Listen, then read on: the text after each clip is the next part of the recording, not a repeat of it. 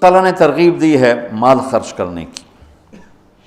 مثل الذین ينفقون اموالهم فی سبیل اللہ کمثل حبۃ انبتت سبع سنابل فی کل سنبلۃ مئۃ حبۃ واللہ یضاعف لمن یشاء واللہ واسع علیم. یہاں ہے سنابل، اور یوسف علیہ السلام کے قصے میں ہے انی ارا سبع سنبلات خضر و اخری یابسات. تو وہاں چونکہ صرف ہیں ہی 7 جمع قلت، یہ سنبلات جمع قلت ہے، اور ادھر کوئی حد کوئی نہیں، تو سنابل جمع منتہی الجموع ہے، جمع کثرت ہے، جو آخر تک کوئی حد ہی نہیں.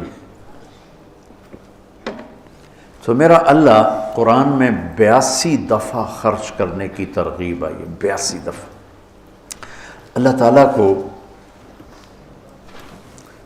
بخیل سے نفرت ہے، چاہے راتوں کا تہجد گزار ہو، دن کا روزے دار، اور سخی سے محبت ہے، چاہے ساری رات وہ غفلت میں گزار دے. اللہ تعالیٰ کو سخی سے محبت. بخیل سے اللہ دوستی لگاتا نہیں، اور سخی سے اللہ دوستی توڑتا نہیں. اور سخاوت کا تعلق پیسے سے نہیں، دل سے ہے، دل کی کیفیت ہوتی ہے. سخاوت پیسے سے نہیں ہوتی، سخاوت دل سے ہوتی ہے. وہ غریب کے اندر بھی سخاوت ہو سکتی، مالدار کے اندر، اور غریب بھی بخیل ہو سکتا ہے، مالدار بھی بخیل ہو سکتا. اور اللہ کو سخی پسند ہے اور بخیل سے نفرت. شیطان ایک دفعہ کسی کو ملا تو اس نے بنی اسرائیل کے کسی عابد کو ملا، انہوں نے پوچھا تجھے کون لوگ پسند ہیں؟ کہ ایک جو شراب پیتا ہو مجھے بڑا اچھا لگتا ہے، ایک بہت زیادہ غصے والا ہو مجھے بڑا اچھا لگتا ہے، اور ایک بخیل ہو کنجوس تو مجھے بڑا اچھا لگتا ہے. اور کہنے لگا اگلی بتاؤں، اگر کوئی بدبخت تینوں ایک ہی جگہ جمع ہو جائیں، بخیل بھی ہو، غصے والا بھی ہو، نشے والا بھی ہو، پھر وہ پیر ہوتا ہے، میں مرید ہوتا ہوں.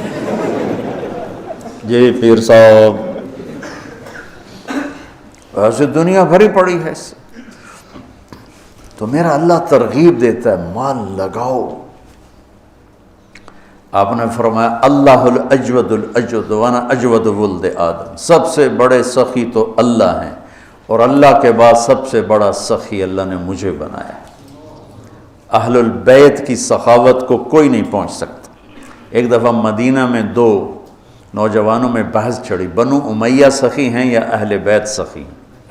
تو جو بنو امیہ کا طرفدار تھا اس نے کہا بنو امیہ زیادہ سخی. جو اہل بیت کا طرفدار تھا اس نے کہا اہل بیت زیادہ سخی. کہا چلو امتحان لیتے ہیں.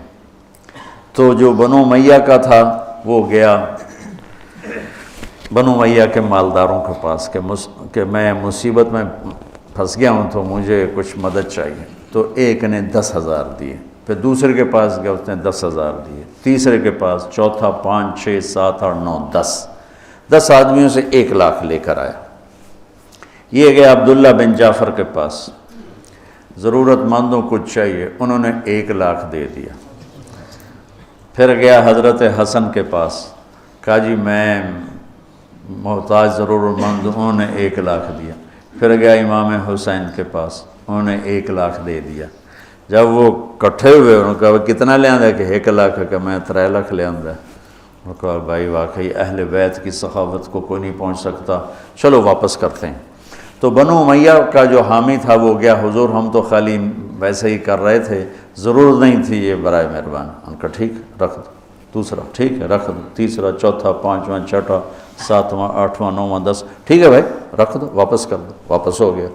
اب یہ گیا عبداللہ بن جعفر کے پاس، حضرت وہ ہم تو ایسے ہی امتحان لے رہے تھے، ہمیں تو ضرورت کوئی نہیں، آپ واپس لے لیں. امام حسن صاحب، امام حسین صاحب، انہوں نے فرمایا جب اہل بیت کے گھر سے کوئی چیز نکل جاتی ہے واپس نہیں آیا کرتا. سخی. امام علی نقی رحمہ اللہ تعالی، یہ رہتے تھے سامرہ میں، سامرہ بغداد کے پاس ایک جگہ. تو ان کے پاس ایک شخص آیا کہ حضور میرے اوپر 30,000 دینار قرضہ ہے. کون ہو, کہاں سے آئے ہو, قرضہ ہے نہیں ہے. اچھا پہلے سنو, 30,000 دینار بنتا کتنا ہے؟ 60 کروڑ روپیہ. یہ کہو زبان سے. تو انہوں نے اپنے خادم سے پوچھا پڑھے ہیں کہ جی پڑھیں کا اٹھا کے دے دو. نہیں پوچھا, 60 کروڑ. یقین مانو اگر آپ اہل البیت کے قصے سخاوت کے پڑھو, آپ یقین نہیں آتا کہ 60 کروڑ روپیہ ایک سائل کو دے دیا. ایک دفعہ سامرا سے باہر کسی گاؤں میں گئے ہوئے تھے ملاقات کے لیے, تو ایک آدمی ان کو ڈھونڈتے ڈھونڈتے کوفے سے چلا گاؤں پہنچ گیا. کہا حضرت 10,000 درہم کا مقروض ہوں اور کوفے سے چلا ہوں, یہاں تک پہنچا ہوں, کہیں سے کام نہیں بنا, آپ کے سوا میرا کوئی کام نہیں بنا سکتا. اچھا ان دنوں ان کے پاس کچھ بھی نہیں تھا. فرمانے لگے بھائی میرے پاس تو کچھ ہے نہیں. کہا نہیں جی میں نے تو آپ سے ہی لینا ہے, جہاں سے بھی کر کے دو مجھے کر کے دو. تو کہنے لگے اچھا ٹھیک. نوکر سے کاغذ قلم لاؤ. کاغذ قلم لائے, اس پہ تحریر لکھی کہ میں نے اس صاحب کے 10,000 درہم دینے ہیں اور اپنے سائن کی علی نقی. کہا یہ لے جا, میں 3 دن بعد واپس جاؤں گا شہر, تو جب مجلس گرم ہونا تو آ جانا اور یہ پرچہ دکھا کے میری خوب بےزتی کرنا کہ تو پیسے لکھے ہیں اور تو مکر گیا اور دیتا نہیں اور ٹال مٹول کرتا ہے. ٹکا کے میری بھائی انہوں نے یہ کام میں نہیں کرتا. کہا پھر پیسے نہیں ملیں گے, کرنا پڑے گا. انہوں نے کہا چلو ٹھیک ہے جی, آپ کہتے ہیں تو میں کر دوں گا. تو 3 دن بعد یہ تشریف لے گئے سامرا. تو شام کے وقت لوگ جو شہر کے معزز تھے وہ, اور اس زمانہ تھا متوکل کا, تو متوکل کے درباریوں میں سے 2 وہاں آئے, تشریف لائے ہوئے تھے, بیٹھے ہوئے تھے. تو یہ بدو پہنچ گیا اور اس نے وہ تو آپ نے امام صاحب نے خود ہی کہہ دیا تھا تم نے اوپر چڑھائی کرنی, انہیں آتے ہی چڑھائی کر دی. اور وہ کہ بھائی ٹھیک ہے یار میں تیرے دینے ہیں پر ابھی میرے پاس ہے نہیں, میں دے دوں گا. نہیں اب پہلے اتنی دیر کر دی ہے, ایسے جھوٹے وعدے کرتے ہیں آپ. اب کیسے کرتے ہیں آپ؟ وہ آگے منتیں کر رہے ہیں اور سارے مجمع کا رنگ فق ہو رہا ہے. تو کہا اچھا بھائی مجھے 3 دن کی مہلت دے دے, میں تیرا سارا قرضہ چکا دوں. کہا ٹھیک ہے, 3 دن کے بعد چوتھا نہیں ہونا چاہیے. کہا نہیں بالکل نہیں ہوگا. وہ جو متوکل کے درباری تھے نا, انہوں نے جا کے متوکل کو بتایا کہ امام صاحب کے ساتھ ہوا یہ قصہ ہوا. اچھا. انہوں نے فوراً خزانچی کو کہا کہ 30,000 درہم ابھی حضرت کے گھر پہنچا دو. وہ 30,000 درہم پہنچے اور اس کو بلوا لیا, ابھی لے جا. کہا جی میری تو 10,000 ضرورت ہے. نہیں ہمارے گھر سے جو چیز آتی ہے وہ آگے جانے کے لیے آتی ہے, لے جا. کہا حضرت میری ضرورت صرف 10,000 ہے, مجھے اوپر والے نہیں چاہیے. کہا تجھے چاہیے, پیسہ بھی ایسی چیز ہے کہ نہیں چاہیے, چل سارا لے جا. یہ سخاوت.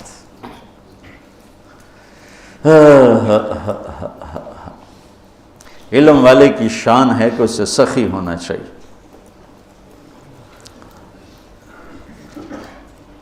حضرت عمر رضی اللہ عنہ کی دعا سنو, اللہم انی شدید فلینی وبخیل فسخنی. یہ تو توازن کہتے بخیل فسخنی, ورنہ ان حضرات کی سخاوت کو کون پہنچ سکتا ہے. لیکن یہ میں حضرت عمر کی دعا آپ کو بتا رہا ہوں. تو اللہ کو سخاوت پسند ہے. اس کے برعکس معاشرے کو تباہ کرنے والی چیز سود ہے. تو سود کو اللہ نے اتنا حرام قرار دیا کہ اعلان جنگ کر دیا. شرک بڑا گناہ ہے یا سود؟ جی شرک بڑا گناہ ہے, کیونکہ اللہ کہتا ہے ان اللہ لا یغفر ان یشرک بہ, میں شرک معاف نہیں کروں, باقی جس کو چاہوں معاف کر دوں. تو شرک کے خلاف تو نہیں کہتا اعلان جنگ ہے, سود کے خلاف کہتا ہے میرا اعلان جنگ ہے. سود شرک سے چھوٹا گناہ ہے لیکن اعلان جنگ ہے, اور صرف اپنا نہیں کہا, میں اور میرا رسول دونوں تمہارے خلاف اعلان جنگ کریں. کہ سود لوگوں کے چولہے بجھا دیتا ہے اور سود حرص و ہوس پیدا کرتا ہے، انسانوں کو درندہ بنا دیتا ہے، اور معاشرہ تباہ و برباد ہو جاتا ہے، اور پیسہ چند ہاتھوں میں سمٹ کے رہ جاتا ہے۔ تو دو گناہ ایسے ہیں جن پر اللہ نے فَجَزَاؤُهُ جَهَنَّمُ خَالِدًا فِيهَا، حالانکہ ایمان والے کے لیے ہمیشہ کی جہنم نہیں ہے، نکل آئے گا کسی نہ کسی دن، لیکن قتل اور سود پر اللہ نے کہا جزاؤہ جہنم خالداً فیہا، کہ جو سود نہیں چھوڑ جو قتل کر رہا ہے اس کی جزا جہنم ہے اور یہ ہمیشہ جلے گا، اور سود کھانے والے کے لیے فرمایا کہ یہ جہنم میں ہمیشہ جلے گا۔ اور سب سے بدترین شکل آپ نے سود کھانے والوں کی دیکھی کہ جب آپ معراج میں گئے تو آپ نے دیکھا کچھ لوگ ہیں جن کے پیٹ ہیں جیسے بڑے بڑے گنبد، اس پیٹ کے اندر سانپ چل رہے ہیں جو ان کو اندر سے کاٹ رہے ہیں، اور ان کی چیخ و پکار ہے۔ آپ نے پوچھا یہ کون لوگ ہیں؟ کہا یہ سود کھانے والے۔ تو ایک تو بینک سود پہ پیسہ دیتے ہیں، سود پر، اور ایک عام لوگ بھی اب سود پہ پیسہ دیتے ہیں۔ میں لکی مروت گیا تو مجھے ایک شکایت یہ بھی ملی کہ یہاں حد سے زیادہ لوگ سود پہ پیسہ دیتے ہیں، بغیر قرض حسنہ کوئی دیتا ہی نہیں ہے، جب بھی دیں گے سود پر دیں گے۔ اور اللہ اس کے رسول سے اعلان جنگ قبول ہے چند ٹکے کے پیچھے، چونکہ اسلام سخاوت کا درس دیتا ہے، اسلام فیاضی کا درس دیتا ہے، سبق دیتا ہے، تو اور سخاوت سے معاشرہ خوبصورت ہو جاتا ہے، محبوب ہو جاتا ہے۔ ایک دفعہ عبداللہ بن جعفر اور حسنین کریمین علیہم السلام یہ مکہ سے مدینہ آ رہے تھے، راستے میں بھوک لگی تو ایک بابا اور بڑھیا کا خیمہ، تو کہنے لگے ہم ہاشمی لوگ ہیں، کچھ کھانے کو مل جائے گا؟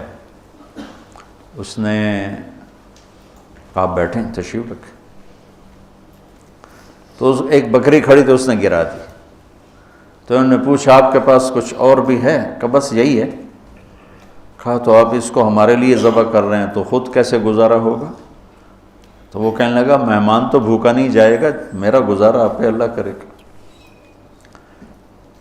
تو انہوں نے وہاں کھانا کھایا اور کہا کہ جب مدینے آؤ تو ہم سے مل لینا۔ اب ایک ہی بکری تھی، وہ ذبح ہو گئی، تو وہ بھوک نے تنگ کیا، تو بابے نے کہا بڑھیا سے کہ اب چلیں مدینے، شاید وہ لوگ مل جائیں تو کچھ ان سے ہماری مدد ہو جائے۔ چلو بھائی،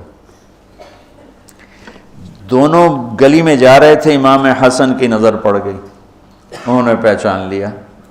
کہا بابا جی مجھے پہچانتے ہو؟ ان کا جی نہیں۔ کہا ہم آپ کے مہمان ہیں۔ غلام سے فرمایا اس کو 1000 بکریاں دے دو اور 2000 دینار دے دو، اور حسین کے پاس بھیج دو۔ حسین کے پاس بھیج دیا۔ انہوں نے پوچھا بھائی صاحب نے کتنا دیا ہے؟ کہا 1000 بکری اور 2000 دینار۔ کہا 1000 بکریاں دے دو، 2000 دینار دے دو، اور انہوں نے عبداللہ بن جعفر کے پاس بھیج دیا۔ انہوں نے پوچھا میرے بھائیوں نے کیا دیا ہے؟ کہا جی 1000 بکری، 2000 دینار۔ تو فرمانے لگے غلام سے کہ 2000 بکریاں دے دے، 4000 دینار دے دے۔ پھر کہنے لگا بابا اگر تو پہلے آتا نا میرے پاس تو اس سے بھی زیادہ دیتا، اب میرے بڑے بھائیوں نے جتنا دیا ہے اس سے زیادہ دیتے ہوئے مجھے شرم آتی ہے، اگر تو پہلے آتا میں تمہیں اس سے زیادہ دیتا۔ کیا سخاوت!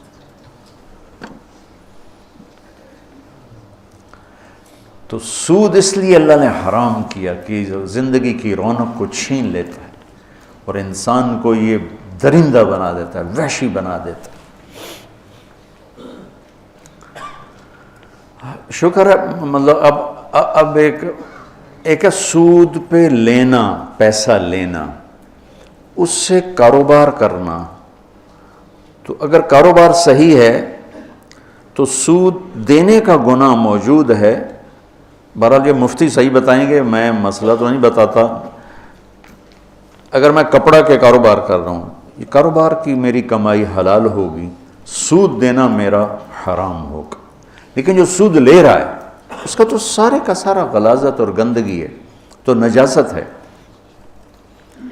اور جو اعلان جنگ ہے وہ بھی سود لینے والے کے خلاف اعلان جنگ ہے. تیار ہو جاتے لوگوں کے مجبوریوں سے فائدہ اٹھاتے ہو، ہمارا تمہارے خلاف اعلان جنگ ہے. اور اللہ تعالیٰ کو سخی پسند ہے، سخاوت پسند.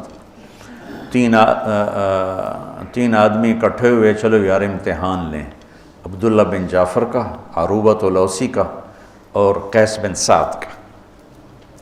تو وہ گیا عبداللہ بن جعفر کے پاس، کہا جی میں مسافر ہوں، کوئی میری مدد کر دیں. تو گھوڑے پہ سوار ہو رہے تھے تو پیچھے ہٹ گئے، کہنے لگے یہ گھوڑا بھی لے جائے، اس میں 4000 دینار ہیں، 20 چوکا 80، 8 کروڑ روپیہ بنتا ہے 4000 دینار، 8 کروڑ روپیہ کا یہ بھی لے جا، اور اس میں سب سے اعلیٰ چیز ہے وہ تلوار علی ہے، وہ تمہیں پوری دنیا سے زیادہ قیمتی چیز دے رہا ہوں، جا یہ لے جا. دوسرا گیا قیس بن سعد کے پاس، وہ سوئے ہوئے تھے، تو ان کی خادمہ سے کہنے لگا، باندی سے، مسافروں کچھ دے دو، اپنے آقا کو اٹھاؤ. وہ کہنے لگے میرے آقا تو تھک کے سوئے ہیں، نوکرانی ہو کر دیکھو. کہ یہ اونٹ لے جا، یہ ایک غلام لے جا، 700 دینار لے جا. نوکرانی ہو کے جب وہ اٹھی، جب قیس بن سعد اٹھے تو نوکرانی نے کہا جی وہ ایک مانگنے والا آیا تھا، میں نے اتنا دے دیا. کہنے لگے اللہ کے بندی مجھے اٹھا دیتی، میں اتنا دیتا کہ موت تک اسے مانگنے کی ضرورت نہ پڑتی. عروبۃ الاوسی ذرا ماٹھے تھے، سخاوت پیسے سے نہیں ہوتی. یہ دونوں بڑے مالدار تھے. عروبۃ الاوسی درویش آدمی تھے، نابینا بھی تھے. تو 2 غلاموں کے کندھے پر ہاتھ رکھ کے جا رہے تھے، تو کہا جی مسافر پردیسی کچھ مل جائے گا. کہا واہ واہ واہ واہ، میرا رب میرے لیے کبھی کچھ نہیں چھوڑتا. یہ 2 غلام بچے تھے، جا لے جاؤ. انہوں نے کہا آپ، کہا میرا اللہ وارث ہے تو لے جا. کہا نہیں میں اتنا بے غیرت نہیں ہوں. کہا پھر بات یہ ہے کہ عروبہ کے منہ سے جب کوئی چیز نکل جاتی ہے نا کہ لے جا، پھر وہ واپس نہیں آتی، یا میں انہیں آزاد کروں گا یا تو لے جا. اس لے لیے، اور وہ دیواروں کو ٹٹولتے گھر واپس پہنچے. تو تینوں جب اکٹھے ہوئے تو تینوں کا مشترکہ فیصلہ تھا کہ بڑے سخی عروبہ ہیں کہ سارا ہی مال دے دیا، 2 غلام تھے سارا دے دیا. کہ سخاوت کا تعلق جائیدادوں سے نہیں ہے، یہ دل سے ہے، دل سے ہے. تو سود انسانیت کے ماتھے پر ایک بدنما، جتنی دنیا میں اس وقت اکانومی فلاپ ہو رہی ہے اور مالدار ملکوں میں بھی ایک تباہی آئی ہوئی ہے، اس کے پیچھے سود سب سے بڑی. سود، سٹہ، جوا، یہ 3 چیزیں ایسی ہیں جو اکانومی کو، معیشت کو تباہ و برباد کر دیتی. اور چوتھا ادھار. ہمارے سارے کاروبار ادھار پہ چلے گئے ہیں، اور میرے نبی نے ادھار کی ہمیشہ نفی فرمائی. اور ادھار کو ہمیشہ، اب آپ مقروض کا جنازہ نہیں پڑھتے تھے، حالانکہ خود قرضہ اٹھایا ساری زندگی تاکہ بازار اپنی اصلی شکل پہ قائم رہے. جب سورا بازار ہی ادھار پہ چل رہا ہے تو کبھی بھی چیزوں کی قیمتیں کنٹرول میں نہیں آ سکتی. تو اللہ تعالیٰ خرچ کرنے کی ترغیب دیتا ہے کہ اللہ کے نام پہ لگاؤ. تو جس کو اللہ نے رزق دیا ہے، سخاوت اس رزق کا شکر ہے، سخاوت اس رزق کا شکر ہے. اللہ تعالیٰ کی بارگاہ میں، یعنی اللہ نے جنت الفردوس کو اپنے ہاتھوں سے بنایا، جنت الفردوس کو اپنے ہاتھوں سے بنایا. اس کا حسن، کائنات، باقی ساری جنت اس کے سامنے ماند ہے. اور جنت الفردوس والوں کو دن میں صبح و شام اللہ کا دیدار ہوگا، باقی جنتیوں کو جمعے، اور جنت الفردوس والوں کو صبح بھی شام. جب اللہ نے جنت الفردوس کو مکمل کیا تو کہا انتقی، بول. انہوں نے کہا قد افلح المؤمنون، ایمان والے کامیاب. اللہ کا وعزتی وجلالی لا یجاورنی فیک بخیل، مجھے میری عزت اور جلال کی قسم بخیل آدمی تیرے اندر نہیں آ سکتا، نہ مرد نہ عورت.